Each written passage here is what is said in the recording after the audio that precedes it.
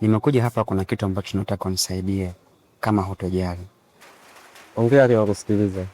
Sema utakwenda na uwezo wangu kwa kusaidia. Nilikuwa naomba uniazime shilingi 10,000. Angalau niweze kumpa shemeji yako aanzishe biashara ya kuuza uji na maandazi. Maana mimi nimepambana kadri ya uwezo wangu. Ila naona kama vile sitoboi kabisa.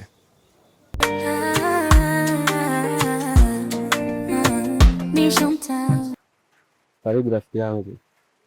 Hivi uone kama unamtoa mtoko kwa chakula cha mbwa janja? Ruchi, una maana gani kusema hivi? Mimi sikushauri mkeo afanye hiyo kazi, kwa sababu wateja wake wengi watakuwa ni wanaume waovu na vijana waovu. Hivi unadhani utamwacha mkeo salama kweli?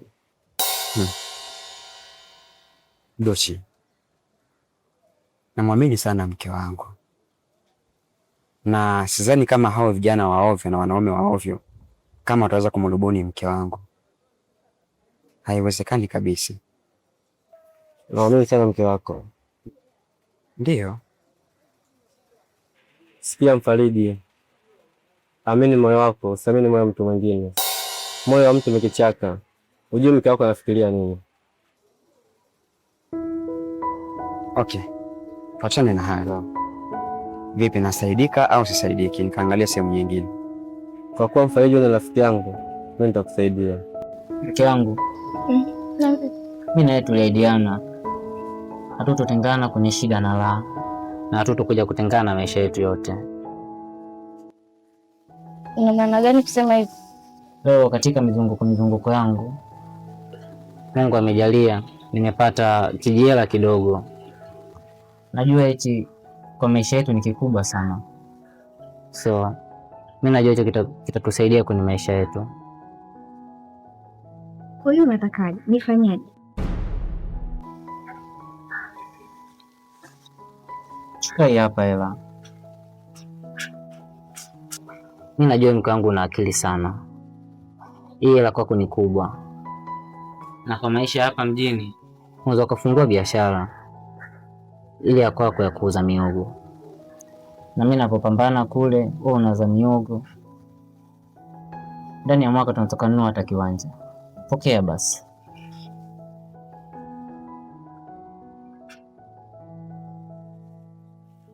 Asante mwanangu mpumbavu.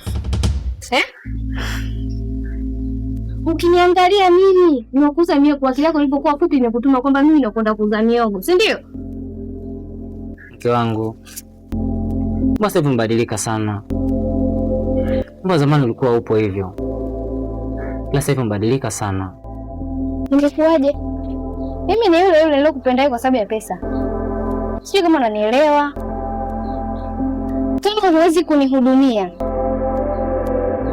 nipe talaka yangu niondoke. Umenielewa?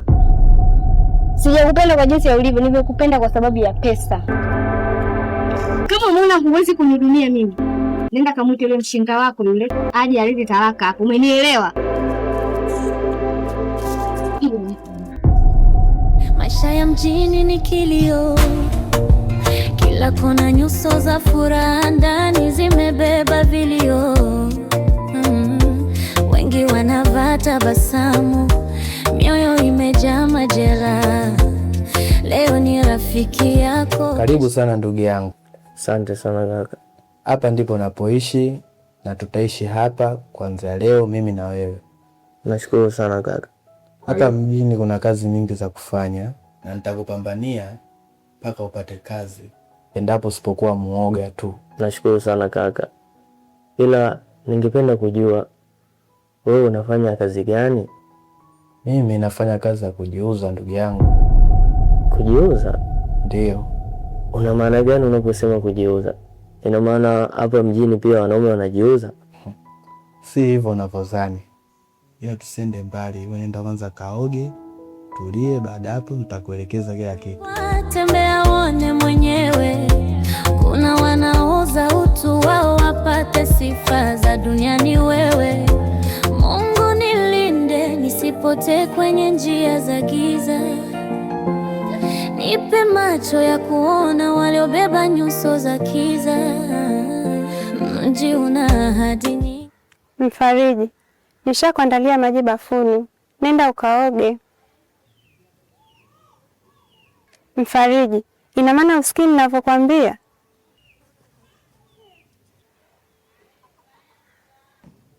Sawa, nimekusikia. Nitaenda kuoga baadaye.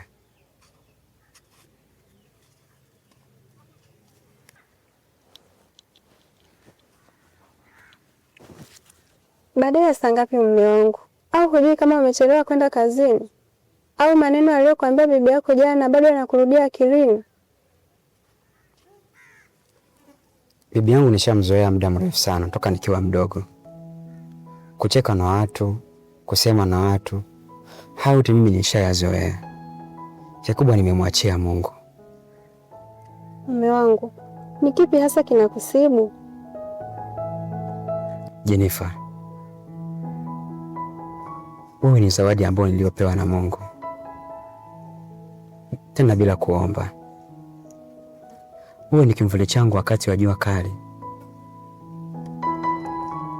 Naamini madaktari ni wengi sana, ila mtaalamu ni mmoja tu. Mfariji, mbona unaongea maneno makali sana? Una maana gani kusema hivyo? Naumia sana pale ninaposhindwa kusimama kama mwanaume zidi ya bibi yangu. Na chanzo ya yote haya ni kwa sababu ya kipato changu ni kidogo sana. Natamani nitoke kwenye hii nyumba, tukaishi mbali na hapa, lakini siwezi. Uwezo wangu ni mdogo sana, mke wangu.